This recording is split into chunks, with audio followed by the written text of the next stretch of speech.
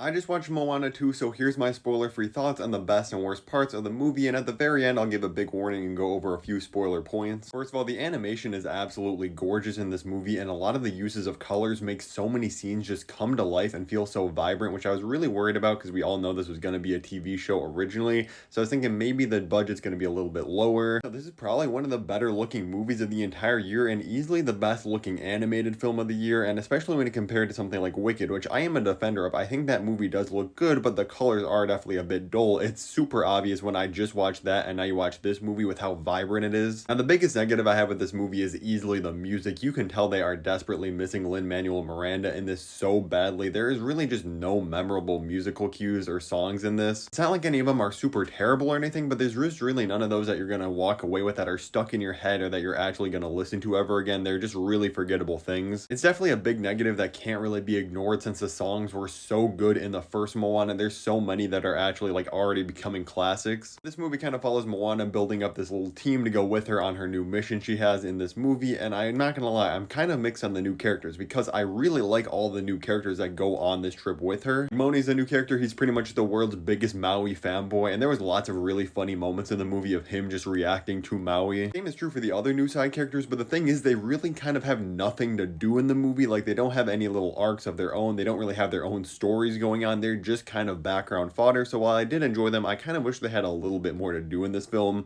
Could have really helped add a little bit more depth, I think. Like that is where I think you can start to see some of the cracks of this being a TV show come out, because I'm sure in the TV show they probably did have more lines, more things to do in the movie, but when you're cutting down a series that's probably around like 6 hours, you're cutting out certain things and it probably was their storyline. This movie definitely has a villain problem for sure. There was so much potential with this character to be a great new Disney villain, but they just make some really weird choices that honestly I just don't understand. I'll get into that a little bit more in the spoiler portion later because it's kind of hard to go over without spoiling the movie, but it's just some really weird choices made with a villain in this film, in my opinion. While I'm talking about the side characters and villains of the movie, I gotta talk about Moana's sister. They made this seem like some huge plot point in the first trailer for this movie. Again, she really has nothing to do. She's kind of just like an emotional core for Moana, but the character herself is nothing. Again, in a TV show, I'm sure you'd see a lot more of her. This movie's definitely doing a lot of sequel setup, so I'm sure she'll be in Moana 3 and 4 and however many of these things we're gonna get. With all that being said, everybody comes to these movies really for Moana and Maui themselves, and I have to say I was very satisfied with their stories in this, especially towards the end in the final like 20 minutes of this film.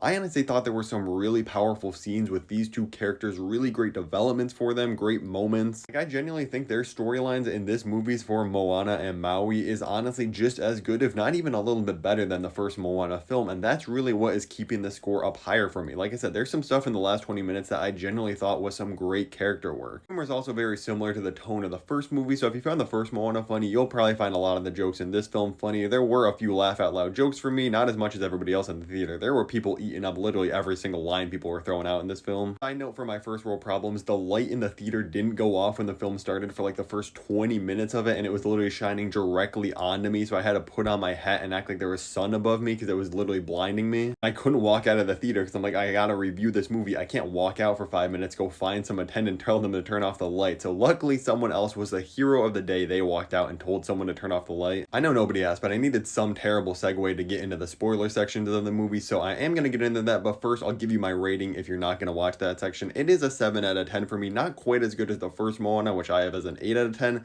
but still a really enjoyable film. So right here is your final warning, major spoilers for like pretty much every huge reveal and twist at the end of the film. As I said earlier, the movie pretty much follows Moana getting set on this new quest by her ancestors to find the island of Matufetu and break a curse that was set by the god Nalo, and on their way they stop and try to save Maui from this goddess of the underworld, Matangi. She's got these cool bat powers, and again, goddess of the underworld. This sounds like such a dope villain. Her first scenes, I'm like, oh my god, this could be one of the best Disney villains I've seen in a very long time. The setup was all there. The aura around this character was just so cool. The movie makes such a weird decision of not making her the real villain, and instead the film kind of doesn't replace her with anything. There's not really a new villain in the film besides the curse that they're breaking of Nalo, but Nalo is really not even in this film. She just pretty much becomes this helpful guide that's like, hey, you need to get lost, but I'm going to give you a portal that takes you exactly where you need to go break the curse. So go do that, guys, and I'm actually a good guy all along. It didn't like ruin the movie for me or anything. I'm sure some grown men that are way too obsessed with Disney and Pixar films on this app are gonna make some like 3 hour long rants about Moana 2 and how it's destroying everything in Hollywood. I don't think it's that serious, but it was just a weird decision to make. I think they should have at least kept the twist for a little bit longer. It doesn't even feel like a twist. They're just kind of immediately like, she's not really a villain. We're just gonna kind of ignore her now for the rest of the film. Like I said, I think it's kind of made up for the character moments of Moana at the very end. She does make some very cool sacrifices. There's some really great moments there while you're like, oh my god, is Moana actually dead? Obviously, no, they're not gonna kill her off, but honestly, I was thinking about it in the back of my head. She ends up getting some of her own set of tattoos like Maui has on her arms and her own kind of wayfinding powers, and I thought that was a really cool ending for the character in this movie. Another really cool moment I thought happened at the end of the movie is we do find out, hey, there are actually other people out there from other islands. They all find Moana and follow her back to her island, setting up for Moana 3. I'm sure it's going to be with all these new people and cultures on her island, which could be really cool.